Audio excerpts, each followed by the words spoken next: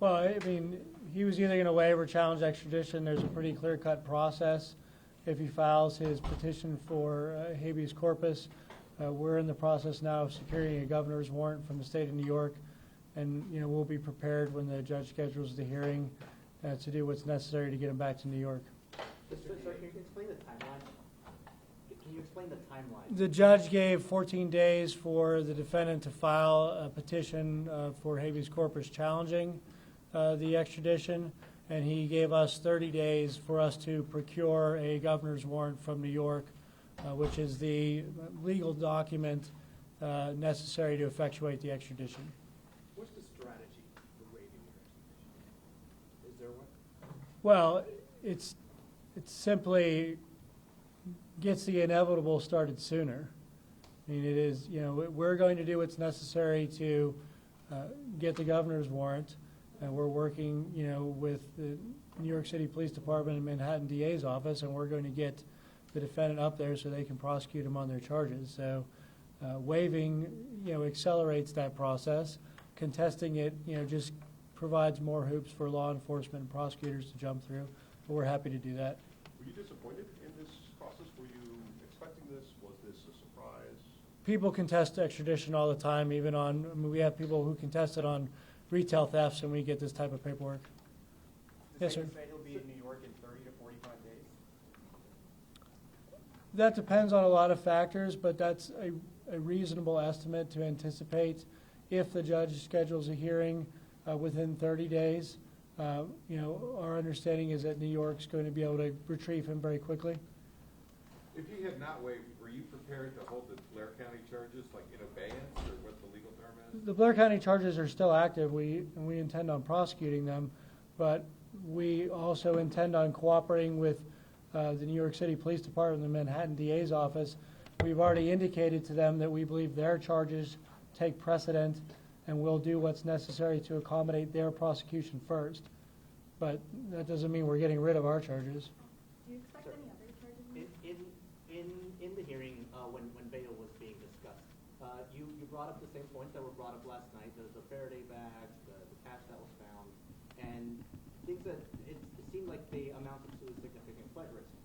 The defense attorney today said that the court is obligated to provide bail regardless of what the flight risk is if the case is not one that is punishable by life without parole.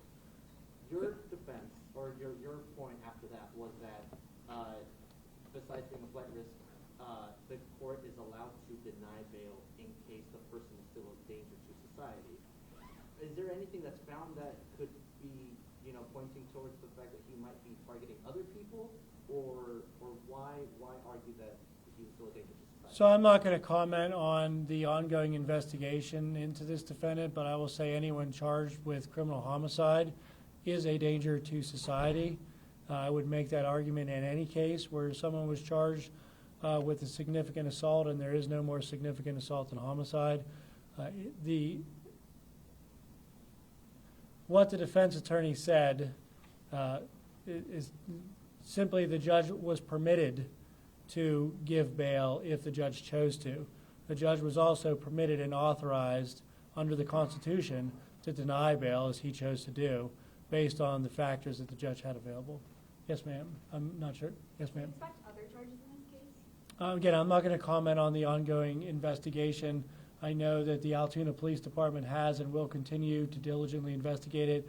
I was privileged to be able to work, First Assistant Smith and I, with the Manhattan prosecutors and the New York City Police Department, the Pennsylvania State Police, and all the other law enforcement entities. So they're all very aggressively and diligently investigating this, but I'm not going to speculate on what might come in the future. In terms of the timeline, what are you expecting the defense to do in the next 14 days? What is the argument they're supposed to present? Well, they have 14 days to file a petition for habeas corpus, and that would simply be a document challenging the Commonwealth's ability to prove that the defendant is the person that the state of New York has issued the arrest warrant for. But that has nothing to do with the ability to go, be able to go out on bail, to be free on bail in the meantime. So for now, I mean, how much long is the bail denied denied all the way until trial? Well, this defendant now has two dockets in Blair County. One docket will go away once he is extradited, and that is his fugitive from justice charge. And the judge denied bail on that until, obviously, the judge makes a ruling on any defense motions, at which time we anticipate the state of New York will be able to collect the defendant.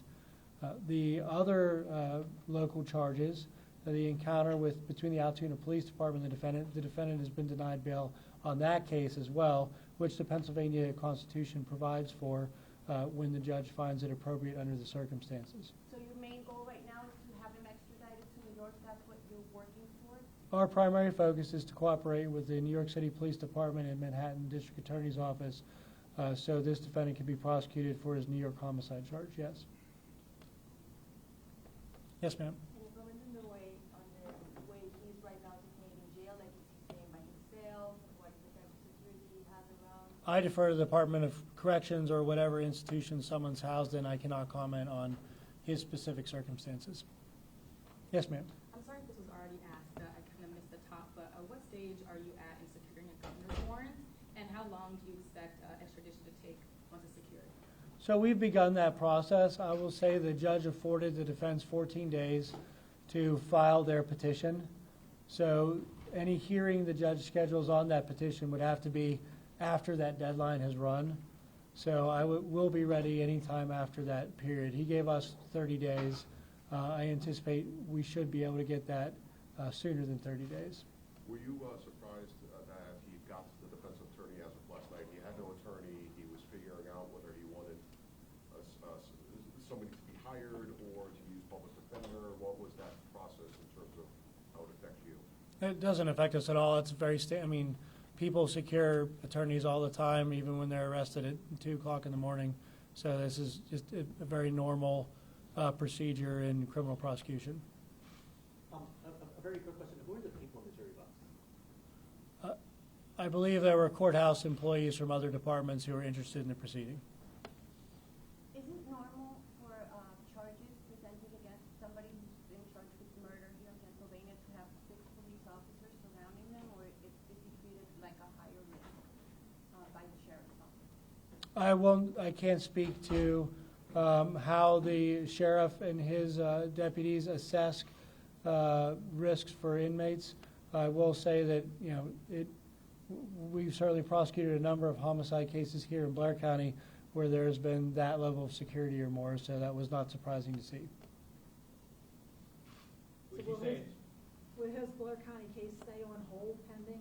Because he's got that preliminary hearing scheduled on December 23rd. That's our intention, and with the way that's scheduled in light of the judge's 14-day period for the defense to file motions, I anticipate we would likely be able to achieve that preliminary hearing at least before we have the extradition hearing.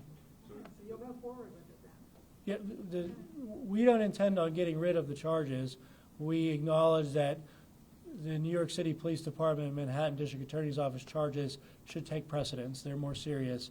We intend to cooperate with them to the best of our ability to facilitate their prosecution of this defendant first, but we don't intend to withdraw our charges. Is there anything expected between now and that 23rd or the 2 weeks, or is there anything else that is left to be done? Well, the various agencies will continue their investigations, and we'll certainly be working on securing the governor's warrant, so it'll be a lot of phone calls and paperwork. Excuse me. You can just face down one.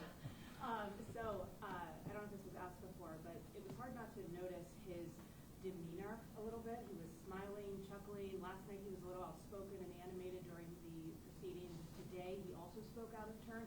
Is that surprising to see as a DA for a case this significant? No, I'm not going to comment on a defendant's demeanor. That's something personal to them, and it's their prerogative to act how they act in court.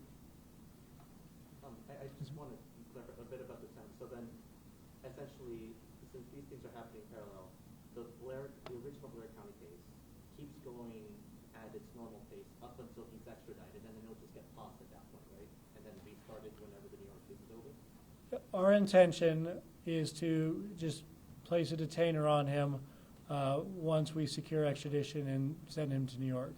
We do not intend to delay this defendant's extradition to New York And we certainly, and we've indicated this to New York, their prosecution should take precedence, and then ours will follow. Can you explain in layman's terms exactly what the process looks like to obtain a governor's warrant?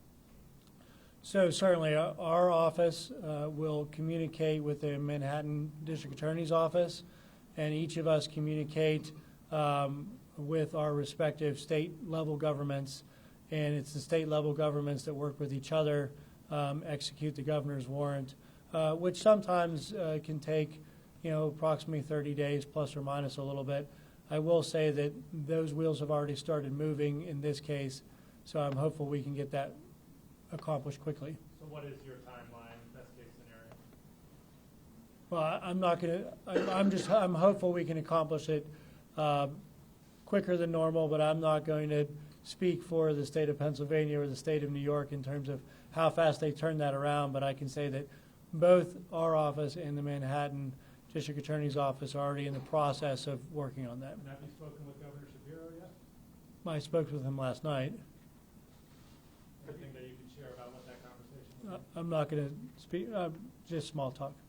Have you been contacted by any other counties in Pennsylvania where there are investigations going on into his activities? We've not talked to any other counties in Pennsylvania. Would you say it's fair to say that the extradition will likely not happen this year, or do you think it could possibly? I'm not going to comment on that because it's the judge who's going to schedule the hearing, and we'll be ready for the hearing when the judge schedules it. Also, do you have a response to threats that were made towards the Altoona Police Department and all that throughout this process over the last 24 hours? We certainly take threats towards anyone very seriously. Certainly, everyone has to do their job. I think the governor in his remarks addressed that very well last night. But even if we disagree with people, violence or threats are not the answer. And certainly, threatening, the police or anyone just carrying out the duties of their job is not acceptable. Are you aware of the McDonald's employees receiving threats because they called the police? I'm aware of allegations that we're investigating.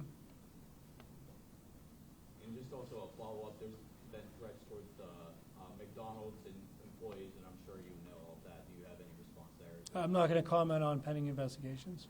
The reference in the hearing to something that happened in chambers, was that entirely about the defense attorney wanting private time to talk to the defendant, or am I understanding that correctly, or was Yes. it more than that? No, it was a request by the defense attorney for there to be time for him to speak with his client, which is certainly not something that the district attorney's office would ever interfere with.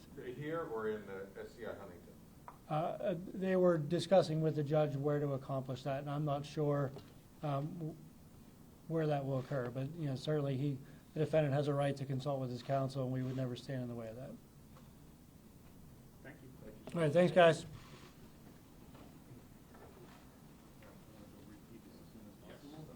Thank you for your time. Thank you.